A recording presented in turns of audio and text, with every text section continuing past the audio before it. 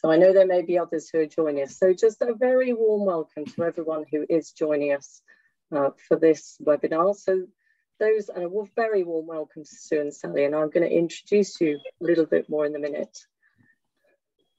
Damien's still joining us. So I just wanted to say to all of those of you who are familiar with our webinars, so of course you're just in listen only mode. So you can communicate with us through the chat panel. So if you do have any comments or thoughts as you go through this, then please do just put it into the chat panel. It's a useful way of just us being able to connect in a little bit with questions you might have or what's going on for you as you're listening. And at points we are going to pause and involve you a little bit in the webinar. So, and of course we are recording it and it will go onto our YouTube channel, complete with Damien's little what should we call it, cameo appearance. So I can't say how delighted I am to be sitting here in conversation with two of my very dear friends who are also dear colleagues. So thank you both for joining me. I'm going to say a little bit and then I'll see what you'd like to add to it. So I don't want to say too much, but I know that both of you have many years of experience as executive coaches, and I'm hesitating to say how many. So let's just say many. And also, you know, had experiences, both of you, in the corporate world, in public and private sectors, in sort of change and development and leadership roles and strategic roles. So I think you're bringing all of that experience and wisdom to your work, I know, and that it has evolved a lot over the years. And just to say that Sue and Sally also run Gestalt retreats down at a very beautiful place in Devon. So that's one of the other reasons why I've invited both of them to come and have a conversation with me today about Gestalt coaching and how Gestalt can sort of support us in our practice as coaches. So just Sue, Sally, what else would you like to say just to be here? Well, it's an absolute delight to be here. I can't think of any nicer way to spend a lunchtime than in conversation with Sally about Gestalt, which I am passionate about, and ably facilitated and provoked and pointed at by you, Liz. So I can't imagine anything lovelier. Thank you, Sue. Sally? Yeah, I would just echo that. It's just such a lovely thing to do, and particularly talking about Gestalt, which is a real passion for me. And hello to anyone in the participants who I know. It's really nice to be here and sort of connect, even though you can't speak. Yes, yeah, lovely. Thank you. Well, so we're gonna dive in, and for those of you listening, so we've got a couple of questions, and I'm hoping without us defining Gestalt too much, some of the principles will start to emerge if any of you are sitting there wondering what it is. So Sue, I'm gonna start with you, just to ease us in with what some of your early encounters were with Gestalt that perhaps got you interested in it. Okay, thank you, Liz. I think I notice I'm coming at it by saying some things that it's not. So about 25 years ago, I was in Unilever and I was facilitating some process groups. So it was not coaching work that I was doing, but it was facilitating some process groups that were using a very psychoanalytical way of looking at group, where for those of you that don't know, the facilitator sort of sits on the edge. They don't intervene very much at all. And I was deeply frustrated with it. And I was railing against it a little bit, if I'm honest. And I know it has its place, but I wanted something a bit different that was much more somatic and evolving. So and one of the facilitators said to me, you should really meet John Leary Joyce at the Gestalt Centre in London. So that's what I did. I went off and met John and had a wonderful meeting with him and ended up doing quite a lot of my Gestalt training, both in process terms as well as coaching Gestalt skill type stuff with John Leary Joyce and another fabulous woman called Marjorie Shackleton. So that was that's sort of like my logical answer. But my other introduction would be to say, actually, it's how I'm built. But I didn't know that when I was, a teenager or a 20-year-old or a whatever. It wasn't until I had the name and some training to hang my experience of being me on that I realized, actually, Gestalt is how I'm built. So I can't divorce it from me, really, which is a bit of a tangential answer, but both are true. Yeah, lovely. Thank you. Sally, how about for you? So it's not really very dissimilar. I mean, my first experiences and encounters with Gestalt were all long before I was able to put a Gestalt label on them. I didn't really know what they were. And probably the first one that really got my curiosity was also taking part in a leadership program. I was a participant on this program inside an organisation, and it was run in what I came to see as much later as a Gestalt way. It was, we did a lot of sitting and just noticing what was going on for us, what was going on between us, what was going on in the whole group. And it was very emergent. So we didn't have an agenda, and the facilitators would work with whatever seemed to emerge out of the group each week. And I found it really exciting. I absolutely loved it as a way of learning. And it was also terrifying at times because there wasn't an agenda. And I also, again, somebody, a bit like for you, Sue, somebody in the group suggested to me that I go and do some work with someone as a supervisor who had a very, very strong Gestalt background. Some of you may have come across her, Jenny McEwen.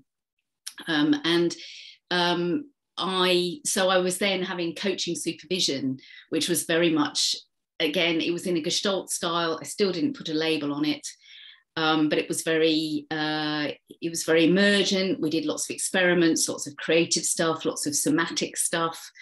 And then it wasn't until 2013 that I went and did an MSc in organisational development from a Gestalt perspective. And it helped me to really join the dots. And a bit like Sue, I think for me, it was also a sort of realization that that's kind of how I operate and how I come at life. So it just sort of, it kind of put some labels and some theory behind what life seemed to be to me. So thank you, Beth. I mean, it's interesting because, of course, one of the things that we encourage when we're working with people on the programs is that sense of who you are is how you coach. So really, Sue, and both of you, Sue and Sally, that sense of it's part of this is how I am. So actually working in this way feels very congruent. Yeah. So Sally, just staying with you, because you've mentioned some of the principles perhaps that sit behind Gestalt. So yeah, for those who are listening who perhaps don't have such an awareness of it, what would you say to them are some of the key principles behind it? So some of the things that, particularly the things that I feel are very close for me and influence what I do.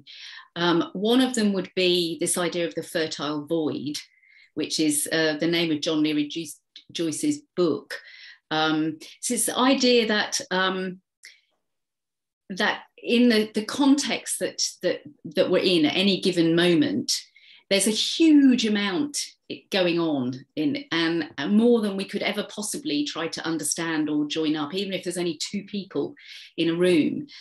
And that just by being together, perhaps in a coaching sense, being in conversation, that something will emerge. So the idea is that you sit with and you really notice what's going on for you in your body, between you, in what you are, your sense of the environment you're in, and that something will emerge that becomes, he talks about it, and the Gestalt theorists talk about it as a figure.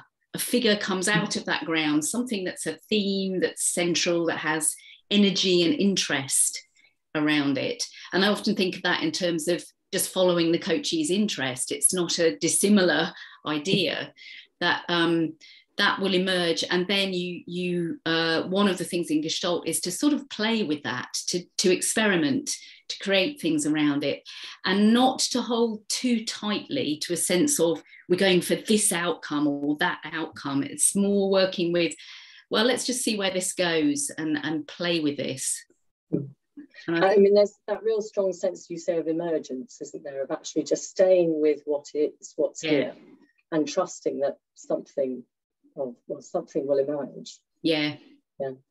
Sue, what would you add into that in terms of the principles? I echo all of what Sally's shared. I think the present focused nature of it, it holds that the notion of every second, every millisecond is an unfolding thing, and that anything is possible with that, really possible, and that anything could happen. So for me, it is a very creative act. It's a co-created act, because there are 2 or 3 or 4, depending on what the coaching or facilitation is, participants and co-creators in that. So to be working as a coach in a Gestalt way is to be very, and I'm not saying I always do this, but to be light of touch, to be playful, to be attempting to open up with the, if there is an aim in anything in Gestalt, it is about a thing called contact.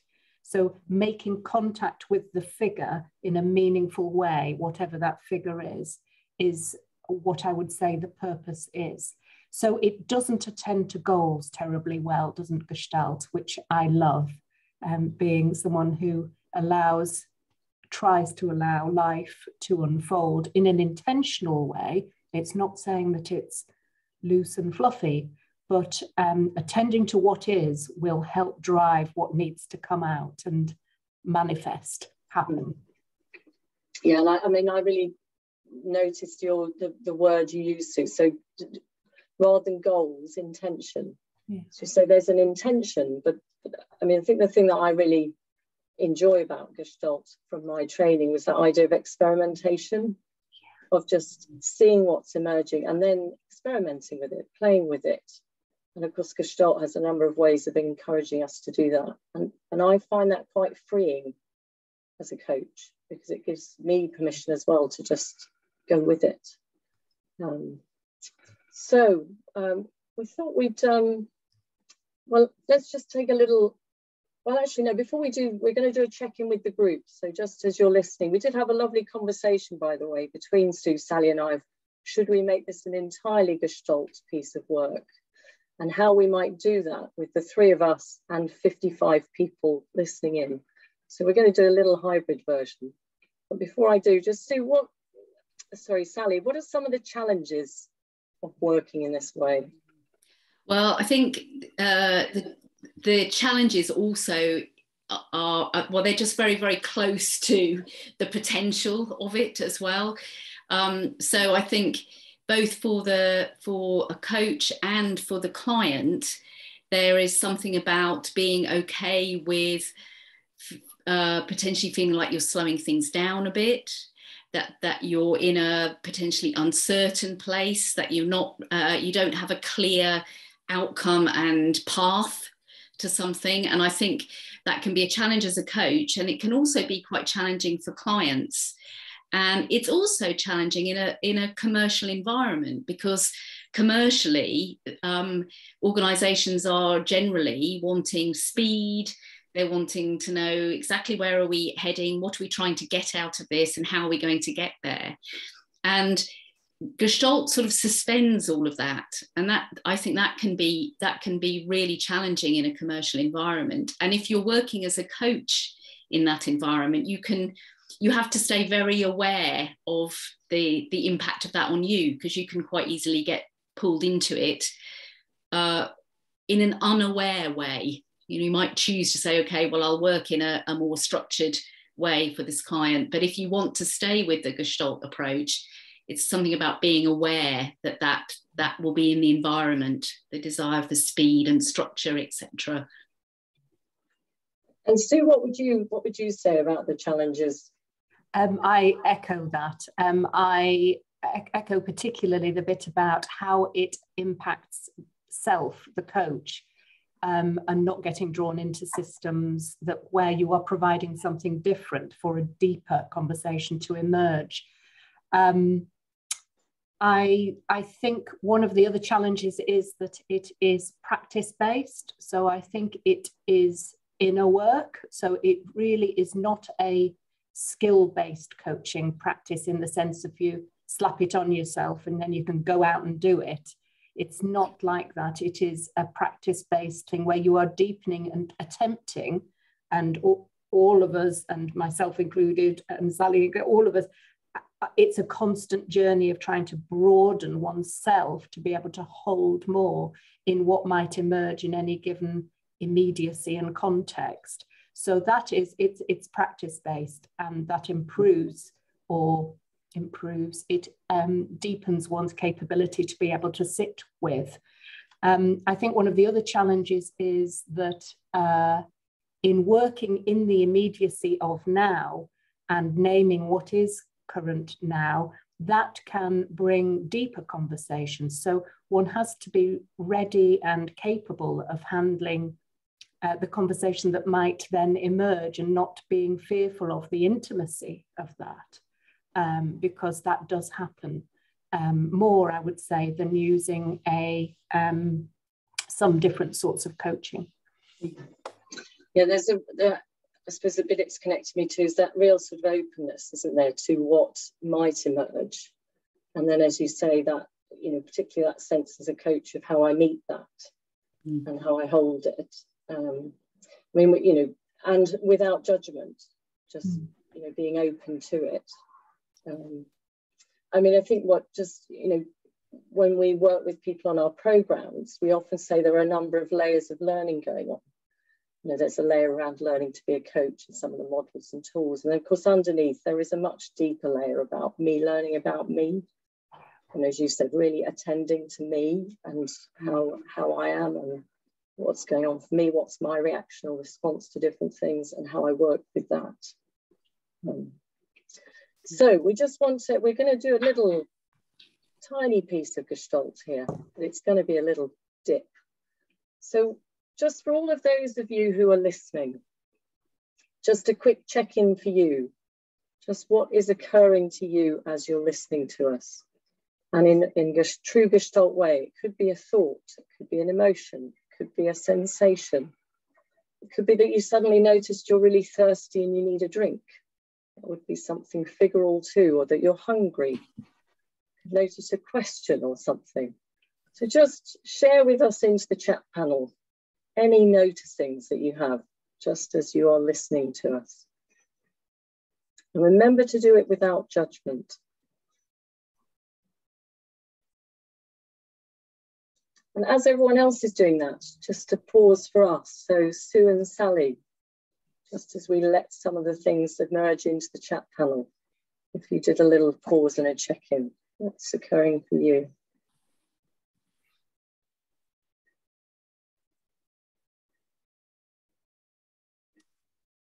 I notice that I have butterflies around my heart area, which I think is excitement, but it's also, for me, it's also the strangeness of this way of presenting something that is experiential. So I really want to be sat with these people, with all of you that are here, with Sally, with Liz. I can imagine a big circle. And then I'm fantasizing and offering a fantasy about that work being, that would be very, there would be such a lot of mini figures emerging as they are in the chat. So I think that's my excitement.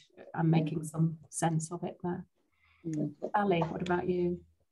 Yeah, I mean, I have physically have quite a similar sensation. I have a lot of butterflies, bubbling stuff here and in my solar plexus, and I'm feeling a lot of energy. I feel really energized, and And I would also really love to be in a room with people. And it does feel quite strange talking about something that's so relational and so connected, but being in a little box, looking at the two of you and knowing there's all these other people. And actually, I was noticing as things were coming into the chat, I was noticing a sense of being connected to people somehow as soon as things started to appear. Yeah, I think it's, but mostly this sort of sense of excitement and yeah, and a sort of a curiosity just about this, about trying to do this like this. And for me, I'm noticing I'm feeling a number of things. So I also have this sort of, you know, slight butterflies here. But I'm wondering for me whether it's actually about trying to manage at this moment in time all the different things that I'm paying attention to. So I'm really wanting to stay present here with the two of you and with everyone else. And yet I have this, as you say, the chat panel really active. And so I'm resisting the temptation at the moment to read it, because that's where my attention will then go. And also I'm keeping on the time. Yeah. So I'm really feeling like I've got multiple almost awarenesses at the moment. And of course that happens in coaching too, doesn't it? Where we suddenly find that we've got a number of things that we are paying attention to. So let's give ourselves permission just to read a number of them. So just to see what's popped up. And thank you to everyone who has put some things into the chat panel.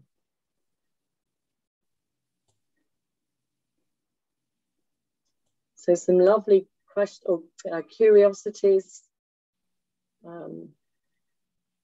Permission to feel a bit freer. The difference, Tina, between Gestalt and somatic. There's probably a lot of overlap, I would say. And Josie, thank you for acknowledging yours about being very goal and action orientated and finding this more uncomfortable.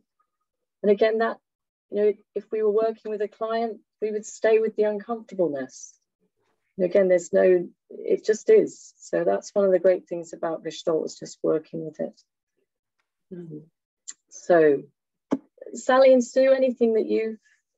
I just noticed one that I just really love is Jeanette, who said, I'm feeling curious, I'm physically leaning towards my laptop. And I really had this that sense of, and that's a really, it's a very somatic, just really noticing I'm actually sitting much closer, just like that. Sue, how about for you? Any that particularly catch your attention? Well, really noticing the physical, that people are, some are asking about want to know more, the head, and some are saying, I can really feel this. Some have trotted off out into nature. So I'm noticing the breadth of people's comment around what they're experiencing. Lovely. And of course, and this is the lovely thing, as you said, Sally, about figural, what becomes figural. Because for me, I've just had a sudden noticing of, I wish we had longer. I wish we had longer. Because it feels like there's so much else that could, you know, and would emerge with some more time. And I am also conscious of the time. So, Sue, Sally, no, I'll go to Sue. Before we start wrapping it up, I think it might be helpful just for people to hear a bit of how this can support leaders. I think, you know, a lot of our coaches are working with leaders at all different levels. But how can it support leaders in the world that we are currently in? I think because so many of the challenges are bigger than one person, one leader, they are so-called wicked problems. My sense is that they really need spaciousness and inquiry and curiosity and collaboration, all sorts of things, that a Gestalt approach where one opens up, deeply listens to self as well as other, and allows the figure to come of what might be a solution, it's it's deep enough to allow us to settle with a bigger conversation. So I think that's why I hold that Gestalt is, it also gives space. And for people, just practically in a busy world, a Gestalt approach gives space to leaders to get their thoughts in order. So those would be my two offers. Thank you. Sally? I agree with that, and I just think I'd sort of build a little bit on, I think there's something about, my experience has been that if you can work with leaders in this way and they have an experience of it over time, it often helps to build for them a sense of being able to do things a little bit more like this in their work. So perhaps holding off a little bit longer than they might normally do in terms of coming to a judgment or a decision, and just tuning in a little bit more to what's going on in the room, or listening a little bit more deeply sometimes. I think it can start to have an impact for them as well on being able to really sit with the emerging stuff in the organisation. I mean, I always think it's like, it's a real challenge that often leaders are expected to know and be certain in a world that is very unknown and uncertain. And it's a bit of a paradox in terms of what we might demand of the leaders around us and sometimes of ourselves. So I'm wondering what this is connecting to you, or you two in your own practice, because somebody asked sort of the question of how does this connect with somatics. So I'm quite sure all of you listening are using some Gestalt approaches in some way, even if you're not labelling it in that way. We've also only got about 3 minutes left. So I'm going to hand over to Sue, who's just got a little Gestalt exercise for us, just as a way of bringing this to a close. Well, I'd really like all of us to settle and to allow breath to deepen and to connect with your body, and soft eyes or closed eyes, whatever works best, and to connect with one or two words that describe what you're sensing. So I'm less interested in the head. If you can metaphorically decapitate yourself for 30 seconds and connect with the rest of your body and see what it's telling you, and give us some words in the chat function that speak to what you're experiencing in your body. That would be wonderful. Over to you. Thank you. And again, just as things start to pop in, Sally, what did it connect you to? So I had a real sense still of that fluttering or bubbling sensation, and also a sense of weight and solidity. Yeah. And the words that started to come up for me, so playfulness was one. I mean, it's been recorded, Sue, when you said if you could mentally decapitate yourself, and definitely that got a reaction. So I think playfulness for me, and I know I'm taking a deep breath. So I think there's just something again about just, being able to just relax, take the pressure off, trust, something interesting. That doesn't even have to be interesting. Something will emerge. So let's indulge ourselves a little and see what's being shared on the chat panel. So I will capture these. So let's have a look. So heavy, light, calm, ease, open, freedom, lightness. Lovely. Fizzy, how lovely. Space, excitement, bubbly. So these are wonderful. So cold feet. Grounded, open. Lovely. Thank you. So thank you both. It's been so nice to spend half an hour with you, as it always is. I always describe it as balm for my soul. So thank you both very much indeed. Just what would you like to say just as we bring it to a close? I would just say thank you very much, Liz, for inviting us. I've really enjoyed it. I would have loved it to be longer. And yeah, I hope it's opened up at least some curiosity for people. Yeah, ditto. That's what I would say. It's lovely to meet you through the words you've shared. Thanks, Liz. Thanks, Sally. So thank you to everyone for joining us. You know, perhaps there's an appetite for another one.